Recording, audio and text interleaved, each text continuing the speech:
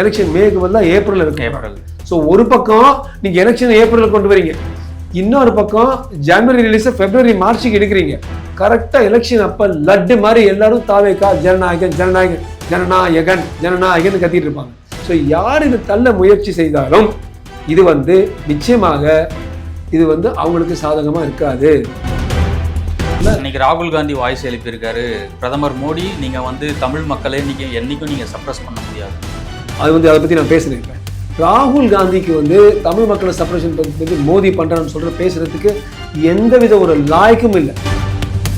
அப்படியே மோடி பண்ணி 10-15 நாள் தள்ளி போட்டாருன்னா எப்படி சூப்பர் ஹிட்டாக இருக்க போகுது ஜனநாயகம். ஸோ எனக்கே தெரியுது. இந்த ஸ்டாலின் வழக்கிலே ஜஸ்டிஸ் கே மகேஸ்வரி கேட்குறாங்க, ஏன் 16 வருஷமாக இந்த கேஸை நீங்கள் இழுத்தடிச்சிக்கிட்டு இருக்கீங்கன்ற ஒரு கேள்வியை முன் வச்சிருக்காரு. அதுக்கப்புறம் தான் கபில் சிபில் கிட்டலாம் சொல்லியிருக்காரு, அந்த 3 நாளில் உங்களை எல்லா வாதத்தையும் நீங்கள் முடிச்சிடணுன்றத ஸ்ட்ரிக்டாக சொல்லியிருக்காரு. ஆமாம், ஒன்று ஜஸ்டிஸ் மகேஸ்வரிக்கு ஒரு நல்ல பேர் இருக்கு. அதாவது இல்லை, பாஜக எவ்வளவோ ரிஃபார்ம்ஸ் கொண்டு வராங்க, இது சம்மந்தமாக ஏன் ஒரு ரிஃபார்ம்ஸும் கொண்டு வரலன்ற ஒரு கேள்வி. அதுக்கு நீங்கள் பார்க்கணும், அரசியல் சாசனத்தில் பாஜகவோ அது காங்கிரஸோ அது திமுகவோ அதிமுக இதெல்லாம் லெஜிஸ்லேட்டிவ் தூண். அலகாபாத் ஹைகோர்ட் ஜட்ஜ்மெண்ட்டுன்னு ஒரு முக்கியமான ஜட்ஜ்மெண்ட் ஜஸ்டிஸ் சின்னான்னு இந்திரா காந்தியை எதிர்த்து அவர் கொடுக்குறாரு. அது என்ன சொல்கிறாரு, டீட்டெயிலாக பார்க்குறாரு. ஊழலுக்கு தமிழ்நாடு ஹைகோர்ட்டை பொறுத்த வரைக்கும் உடனே அது பாஸ் ஆகிடுச்சு, டிஸ்மிஸ் ஆகிடுச்சு. இவர் மேல்முறையீடு பண்ணுறாரு சுப்ரீம் கோர்ட். அது டிசம்பரில் அப்புறம் டிசம்பர்லேருந்து திருப்பி ஜனவரிக்கு வந்துருக்கு. ஆனால் ஒரு விஷயம் நான் சொல்ல விரும்புகிறேன்,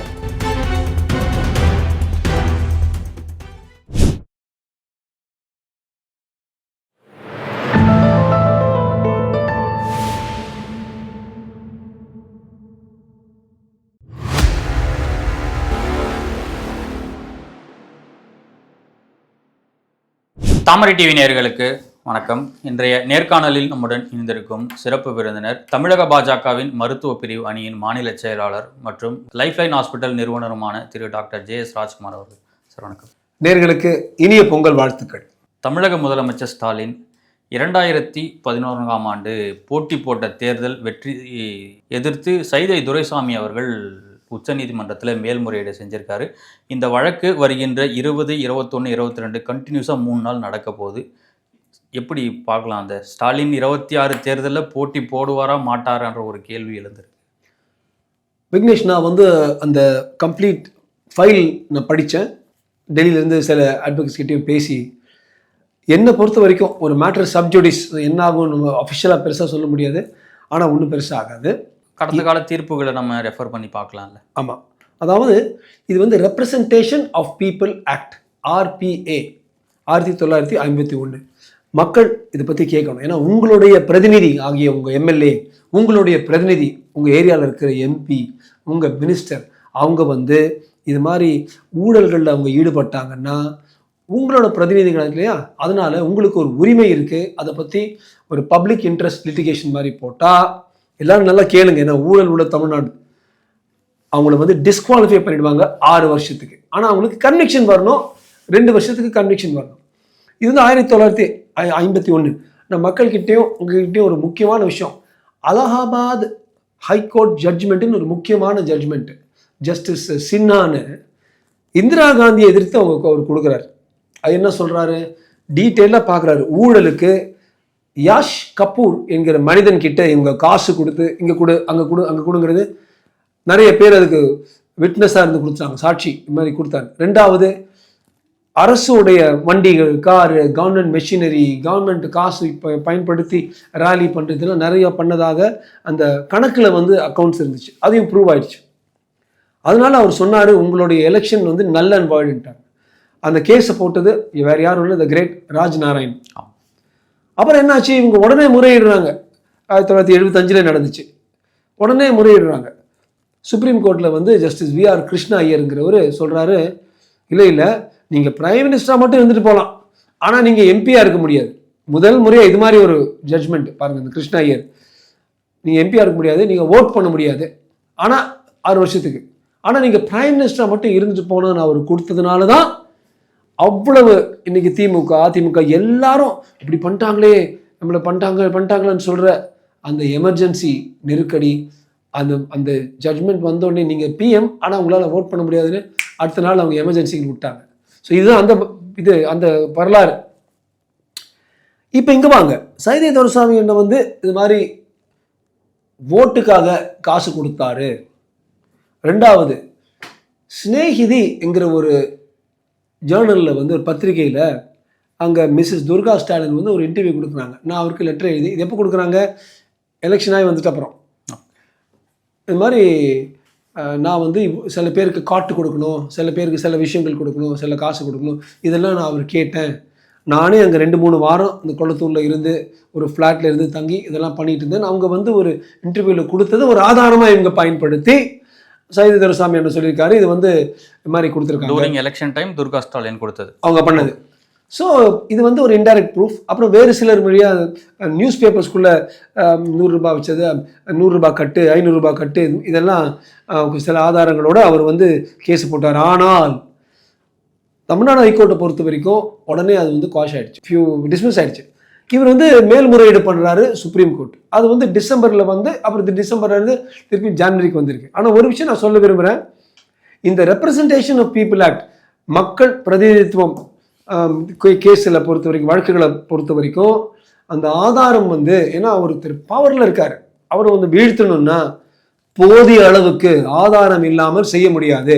ஒரு சிசிடிவியில் காசு கொடுத்து மாட்டுறாங்க, அல்லது பல சாட்சிகள் வந்து ஆமாம் எப்படி கொண்டாங்கன்னு சொன்னாங்க, அல்லது அக்கௌண்ட்டில் டிரான்ஸ்ஃபர் ஆகி அதுக்கப்புறம் ஒரு விஷயம் பண்ணுறாங்க.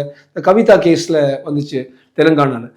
அது போல் இருந்தால்தான் எனக்கு தெரிஞ்ச வரைக்கும் நான் பேசின ஒரு சில சுப்ரீம் கோர்ட் வக்கீல்கிட்டலாம் பேசும்பொழுது வழக்கறிஞர்கள் சொன்னாங்க, முக்கால்வாசி இது வந்து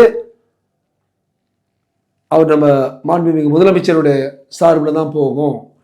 ஒரு பயம் அச்சுறுத்தலாக இருந்தாலும் அந்த அளவுக்கு அவங்களுக்கு வந்து ஆதாரம் இல்லைங்கிறாங்க. பட் நீங்கள் வேணால் பாருங்களேன். இல்லை சார், ஒவ்வொரு நேரமும் இங்கே வந்து மக்கள் தான் ஏமாற்றப்பட்டுக்கிட்டே இருக்காங்க. ஏன் கேட்குறேன்னாக்க 2019 எலெக்ஷனில் வேலூர் நாடாளுமன்ற தேர்தலே நிப்பாட்டி வச்சாங்க. கரெக்ட். அதுக்கப்புறம் கதிர் ஆனந்த் மேலே எலெக்ஷன் கமிஷன் என்ன நடவடிக்கை எடுத்ததுன்றது இன்னும் வரைக்கும் தெரியல. ஒன்று எலெக்ஷன் கமிஷன் மக்களை ஏமாத்துறாங்களா, எப்படி இதை நம்ம புரிஞ்சுக்கிறது? உங்களுடைய ஆதங்கம் தான் எனக்கு இருக்குது, ஒவ்வொரு தமிழ் குடிமகனுக்கும் இருக்கணும். நீங்கள் பார்த்தீங்கன்னா அது 2011 கேஸு, 2011 எப்போ ஜட்மெண்ட் வருது, 2026, 15 வருஷத்துக்கு அப்புறம். இந்த சோகால்ட் பெண்டன்சி, தேவையில்லாத ஒரு அழகான தமிழ் சொல் இருக்கு, நிலுவை, நிற்க வச்சிடுறாங்க கேஸை. இந்த நிலுவை, தேவையில்லாத நிலுவைகளால் இந்த வழக்குகளுடைய தீர்ப்பு வர்றதுக்கு உள்ள 10, 15, 20, 25 வருஷத்தினால தான் ஒரு நேருக்கு எதுக்கு ஒரு கேஸ் வரும்போது அமலாக்கத்துறை ஒன்று பண்ணுறாங்க, அமர் இயக்குநரகம் சொல்லும்பொழுது சிரிச்சுட்டு இல்லை நாங்கள் பார்த்துப்போம்னு சொல்கிறாங்க. ஏன்னா ஒன்றுமே அப்போ நடக்க போகிறது இல்லை. 15 வருஷமோ 20 வருஷமோ 25 வருஷமோ அப்புறம் நடக்க போகுதுங்கிற ஒரு அந்த ஒரு பயமின்மை இருக்குது. பயமே இல்லை, உங்களுக்கு கெத்தாக இருக்காங்க. அதனால இல்லை, பாஜக எவ்வளோ ரிஃபார்ம்ஸ் கொண்டு வராங்க, இது சம்மந்தமாக ஏன் ஒரு ரிஃபார்ம்ஸும் கொண்டு வரலன்ற ஒரு கேள்வி இருக்குது. அதுக்கு நீங்கள் பார்க்கணும், அரசியல் சாசனத்தில் பாஜகவோ அது காங்கிரஸோ அது திமுகவோ அதிமுக இதெல்லாம் லெஜிஸ்லேட்டிவ் தூண். இந்த லாஸ் கொண்டு வந்து ரிஃபார்ம் கொண்டு வருது, அதை எக்ஸிக்யூட் பண்ணுறது எக்ஸிக்யூட்டிவ் தூண், அதாவது ஐஏஎஸ் ஐபிஎஸ். ஆனால் இதுக்கு 2க்கும் மேலே உட்கார்ந்துருக்கிற 3வது பெரிய தூண் வந்து ஜுடிஷியரி நினைச்சா கோடி கேசஸ் எல்லாம் வெயிட் பண்ணுற அந்த வழக்குகளுக்கு விரைவில் எல்லாத்துக்கும் ஒரு தீர்ப்பளித்து கொண்டு வந்தவங்கன்னா எவ்வளவு நல்லா இருக்கும். இதனால தான் வந்து ஒரு ஜஸ்டிஸ் ஜிஆர் சுவாமிநாதன் எடுத்திங்கன்னா 70,000 கேஸ் பட மேஜர் மைனர் எல்லாம் சேர்ந்து கரெக்டாக முடிக்கிறாரு. அவருக்கு என்ன பண்ணுறாங்க, அவருக்கு ஒரு சங்கின்னு ஒரு பேர் கட்டுறாங்க, அவருக்கு ட்ரபிள் கொடுக்குறாங்க. Judiciary should dispose cases quickly. இல்லை, அதே ஜுடிஷியரி சிஸ்டம் தான் சென்னை ஹைகோர்ட்டில் பொன்முடி குற்றவாளியும் தீர்ப்பு கொடுக்குறாங்க. உச்ச நீதிமன்றத்தில் போயிட்டு அவர் வந்து விலக்கு வாங்கிட்டு வர்றாரு. கரெக்ட். அது வந்து டெம்பரரி ஸ்டே தான், அவர் ஃபைனல் கன்விக்ஷன் ஒரு கேஸ் இல்லை. அவர் ஏன் அது மாதிரி வாங்குறாரு? ஏனென்றால் எந்த உச்சநீதிமன்றம் இருந்தாலும் சரி, உயர் நீதிமன்றமாக இருந்தாலும் சரி, delay is the rule, quick delivery of justice is the exception. சீக்கிரமாக ஒரு வழக்குக்கு தீர்ப்பு வந்துச்சுன்னா அதுதான் விதிவிலக்கு. ரெகுலர் நடைமுறை என்ன, இழுத்து போகுது. ஒரு ஸ்டே வாங்கிட்டு அவ்வளோதான், முடிஞ்சுது. வாய்தான்னு வாங்கி இழுத்து மக்களுடைய எதிர்பார்ப்புகளை வந்து நாசமாக்குற ஒரு ஜுடிஷியரி பில்லர். நிச்சயமா அந்த ஜுடிஷியரி பில்லர் டெஃபினட்டாக ஒரு ரிஃபர்மேஷன் கொஞ்சம் கொண்டு வரணும், சீர்திருத்தம் டெஃபினட்டாக தேவை. பட் அது மட்டும் இல்லை, ஆதாரம் இல்லாமல் அந்த பக்கமும் போகுது. ஏன்னா இந்தியன் லாவுடைய அடிப்படை பேசிஸ் வந்து 100 குற்றவாளிகள் தப்பிச்சுட்டு போகலாம், ஒரு நிரபராதிக்கு பிரச்சனை வரக்கூடாது. ஸோ இதை வந்து நம்ம டக்கு டக்குன்னு போட்டோம் வச்சுக்கோங்க. போதிய ஆதாரம் இல்லாமல் சில நல்ல ஆட்கள் மேலே கூட அந்த பக்கத்துலேருந்து கெட்டவங்க கேஸ் போட்டு காலி பண்ணுவாங்கிறதுனால தான் அந்த கேள்வி கேட்டனாக்கு இந்த ஸ்டாலின் வழக்கிலே ஜஸ்டிஸ் கே மகேஸ்வரி கேட்குறாங்க, ஏன் 16 வருஷமா இந்த கேஸை வந்து நீங்கள் இழுத்தடிச்சிக்கிட்டு இருக்கீங்கன்ற ஒரு கேள்வியை முன் வச்சிருக்காரு. அதுக்கப்புறம் தான் கபில் சிபில் கிட்டலாம் சொல்லியிருக்காரு, அந்த 3 நாளில் உங்களை எல்லா வாதத்தையும் நீங்கள் முடிச்சிடணுன்றத ஸ்ட்ரிக்டாக சொல்லியிருக்காரு. ஆமாம், ஒன்று ஜஸ்டிஸ் மகேஸ்வரிக்கு வந்து ஒரு நல்ல பேர் இருக்குது. அதாவது கரெக்டாக ஒரு நேர்மையான மனிதன், நாட்டுக்கு நல்லது நினைக்கிற மனிதன். ஆனால் நீங்கள் கேட்கலாம், அப்போ ஏன் எல்லாம் இழுத்துட்டு போகிற சிஸ்டம்? அதுதான் ரஜினிகாந்த் சொன்னார், சிஸ்டமே மாற்றணும். அவர் மட்டும் மாற்றிட்டு போயிட்டார், சிஸ்டமை மாற்றுறதுக்கு பதிலாக. ஸோ ஜஸ்டிஸ் மகேஸ்வரி ஒரு நேர்மையான மனிதன், அவரும் சீக்கிரமாக டாக்குமெண்ட்ஸ்லாம் கொண்டு வாங்கங்கிறத, அதை வந்து சீக்கிரமாக தீர்ப்பு கொடுக்கணுங்கிறது. பட் இது வரைக்கும் நான் கேட்ட வரைக்கும் வழக்கறிஞர்களுக்கு பெருசாக அது மாதிரி ஒன்று ஆகாது போல தான் இருக்குது. நீங்கள் பார்த்தீங்கன்னா கதிரானந்த் கேஸ் நீங்கள் கரெக்டாக சொன்ன 2019 வேலூரில் வந்து கதிரானந்தும் ஏசிஎஸ் அவங்க 2 பேரும் போராடுறாங்க. அப்போ வந்து இது ஆகுது, எல்லாத்தையும் போட்டு அப்புறம் திருப்பி எலெக்ஷன் வைக்கிறாங்க, இன்னும் கேஸ் போயிட்டு இருக்கு. அப்புறம் இன்னும் எலெக்ஷனுக்கு அப்புறம் எம்பியாக இருக்காரு, இன்னும் அது போயிட்டு இருக்கு. அது எப்போ வந்து அதுக்குள்ளே இப்போ அவர் 5 வருஷம் 2024 முடிச்சுட்டு அவர் அடுத்த வாட்டி திருப்பியும் எலெக்ட் ஆகி இப்போ 2029 வரைக்கும் ஓட்டிகிட்டே இருக்காரு. செந்தில் பாலாஜி போட்டி போட போறாரு, மறுபடியும் செந்தில் பாலாஜி போட்டி போட போறாரு. ஸோ இது மாதிரி மக்கள் யோசிக்கணும், ஏன் இது மாதிரி நடக்குதுன்னு. நாட் ஓன்லி மக்கள், இது மாதிரி நியூஸ் மேலே போகும்போது ஜுடிஷியரி இன்னொன்று இருக்குது, லெஜிஸ்லேட்டிவ் இருக்குது, அவங்க 2 பேரும் கம்பைன் பண்ணி ஸ்பீடி டிஸ்போசல் ஆஃப் கேசஸ். நீங்கள் பார்த்தீங்கன்னா Dubai, Saudi Arabia, Germany, France, UK, America 2 வருஷம் இருக்கலாம், 1 வருஷம் இருக்கலாம். நம்ம ஊரில் மட்டும்தான் 15 வருஷம், 20 வருஷம், 25 வருஷம்னு சொல்லி மக்களை வந்து காயப்படுத்துகிறாங்க. எந்த மக்கள் ஓட் பண்ணுறாங்களோ, எந்த மக்களுக்காக பண்ணுறோம்னு சொல்லி யார் மக்களுக்காக பண்ணுறாங்க? மக்கள் யோசிக்கணும். இன்னொரு விஷயம் நான் சொல்ல விரும்புகிறேன் விக்னேஷ், இந்த கேஸஸ் எல்லாம் பார்த்தீங்கன்னா டிஸ்ப்ரப்போர்ஷனட் அசெட்ஸ் அல்லது எலெக்ஷன் அப்போ நிறைய காசு கொடுக்குறது, இதான் மெயின். யூசிங் கவர்மெண்ட் மெஷினரி, இதே தான் இந்திரா காந்திக்கு, இதே தான் எம்கே ஸ்டாலினுக்கு. கரெக்டாக கூட்டணியும் இருக்குது, அதே மாதிரி டிஎம்கேயும் காங்கிரஸும். நீங்கள் வந்து ஏன் கொடுத்தாங்க காசு, இல்லை மக்கள் வாங்கினாங்க. மக்களுக்கு ஞாபகமாக இருக்கணும், ஞாபகம் வச்சுக்கோங்க.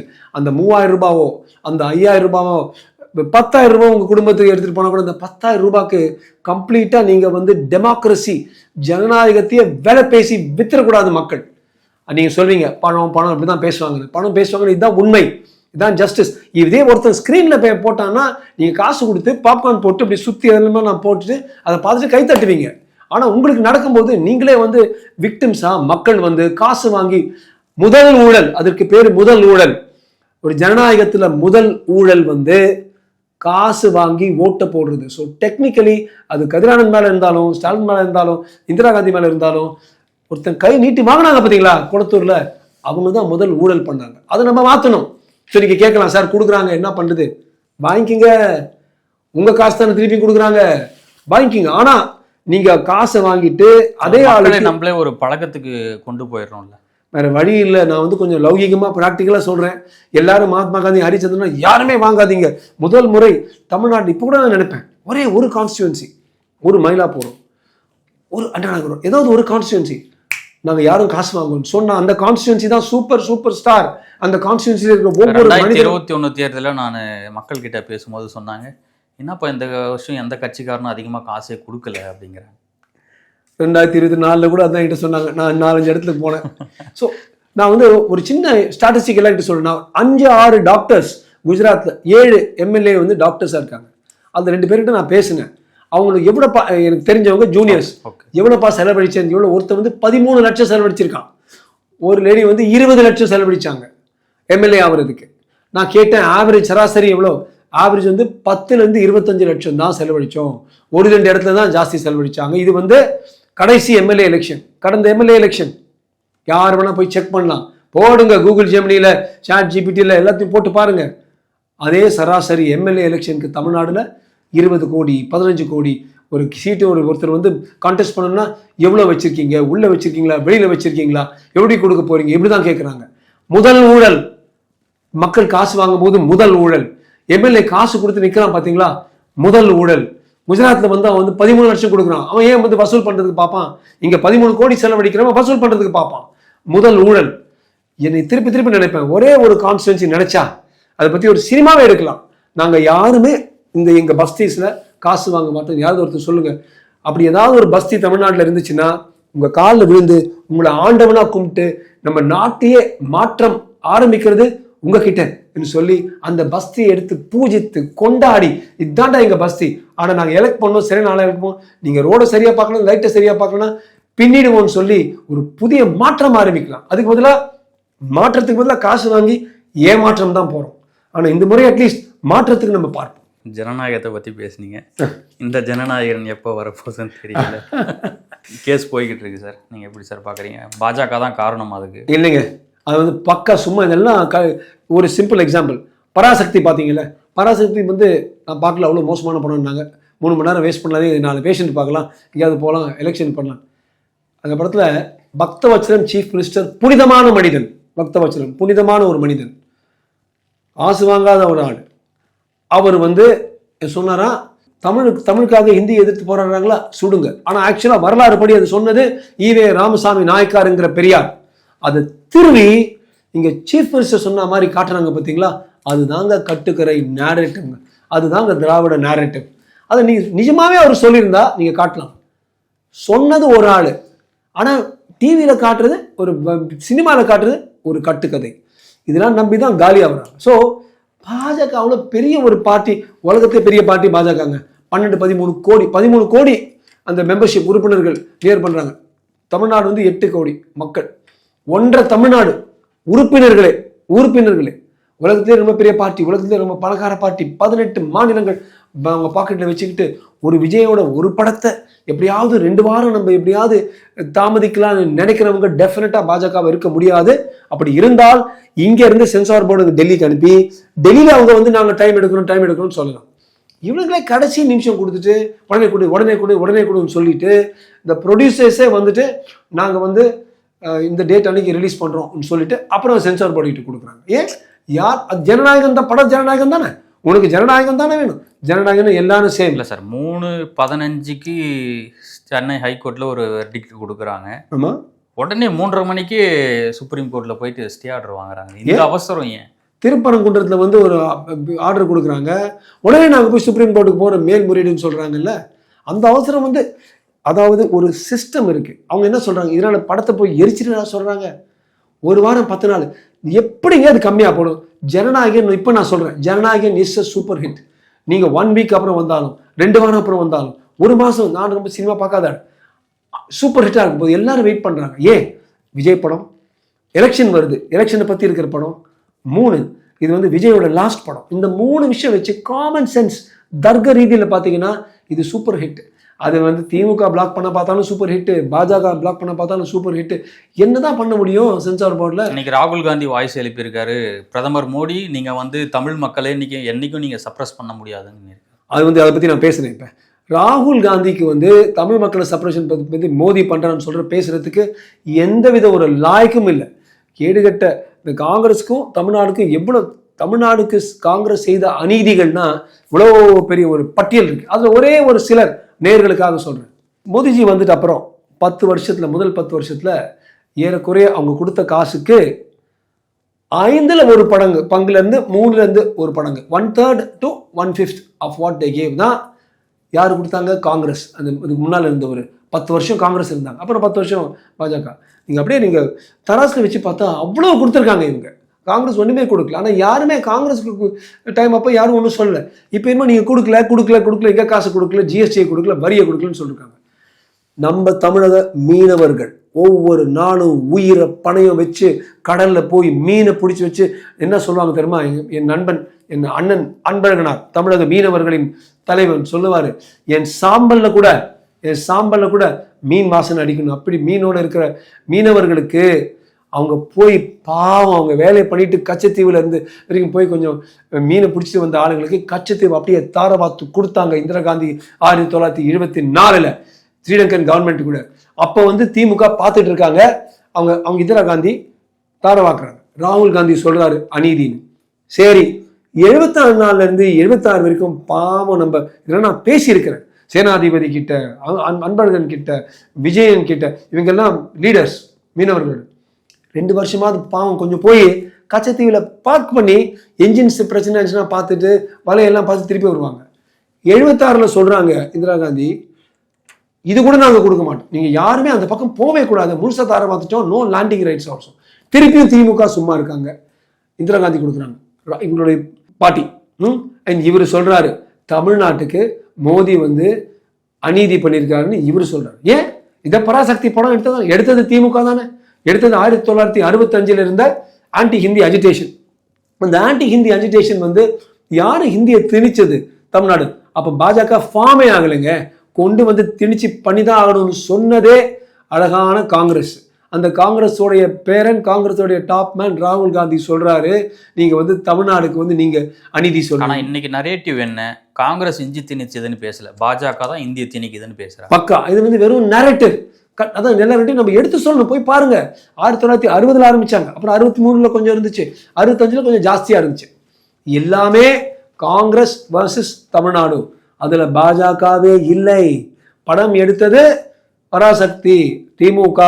திமுகவும் காங்கிரஸ் அரசியல் காரணத்துக்கு சேர்ந்திருக்கலாம், ஆனால் ஹிந்தி எதிர்ப்பு வந்து திமுகவும் காங்கிரஸும் தான் மோதுனாங்கிறது மக்கள் கிட்ட கிளியரா தெள்ள தெளிவா பராசக்தி படத்தை எடுத்து சொல்லலைங்கிறது என்னுடைய கூற்று. ஸோ ராகுல் காந்திக்கு எந்தவித ஒரு லோக்கஸ் ஸ்டாண்டிங் எதுவுமே இல்லைங்க, எந்த வித தகுதியும் இல்லை. இவங்களை பார்த்து சொல்லி மோடி இப்படி பண்றதுன்னு சொல்லி அப்படியே மோடி பண்ணி 10-15 நாள் தள்ளி போட்டாருன்னா எப்படி சூப்பர் ஹிட்டா இருக்க போகுது ஜனநாயகம். ஸோ இது எனக்கே தெரியுது, அவங்களுடைய இன்டெலிஜென்ஸ்க்கு தெரியாது, மோடிஜிக்கு தெரியாது, ஐபி ரிப்போர்ட்டு தெரியாது. பரவாயில்ல விட்டுருங்க. இன்னொரு கடைசி விஷயம் சொல்றேன், யார் இதை வந்து டிலே பண்றாங்களோ அவங்க தாவேக்காக்கு ஒரு பெரிய நன்மை பண்றாங்க. ஏன்னா ஜனவரியே ரிலீஸ் ஆனா அங்கே ஒரு ஸ்பைக் இருக்கும், ஒரு படம் பாப்புலர் ஐட்டம், அப்புறம் இட் கம் டவுன். நம்ம எவ்வளோ தள்ளுறோமோ அந்த ஸ்பைக்கு பக்கா எலெக்ஷன் அப்போ வந்து தொலையும். அது மட்டும் இல்லை, நான் கேள்விப்பட்டேன் டெல்லியில இருந்து எலெக்ஷன் மேக்கு பதிலாக ஏப்ரல் இருக்கு. ஸோ ஒரு பக்கம் நீங்க எலெக்ஷன் ஏப்ரல் கொண்டு வரீங்க, இன்னொரு பக்கம் ஜனவரி ரிலீஸை பிப்ரவரி மார்ச்சுக்கு எடுக்கிறீங்க. கரெக்டா எலெக்ஷன் அப்ப லட்டு மாதிரி எல்லாரும் தாவேக்கா ஜனநாயகன் ஜனநாயகன் ஜனநாயகன் ஜனநாயகன் கத்திட்டு இருப்பாங்க. ஸோ யார் இது தள்ள முயற்சி செய்தாலும் இது வந்து நிச்சயமாக இது வந்து அவங்களுக்கு சாதகமா இருக்காது. இப்ப கொஞ்சம் பாதகமா இருந்தாலும் விஜய்க்கு வந்து இது சாதகமா தான் இருக்கும்ங்கிறது எனக்கு தெரிஞ்சது. என்னோட 100 மடங்கு பெருசா இருக்கிற பாஜகவுக்கு தெரியும். ஸோ அவங்களால இது நடக்கல, வேற ஏதோ தீய சக்திகளால நடக்குது, அந்த நேரட்டிவ் மட்டும் பாஜக பிளாக் பண்ணுதுங்கிறது என்னுடைய கூற்று.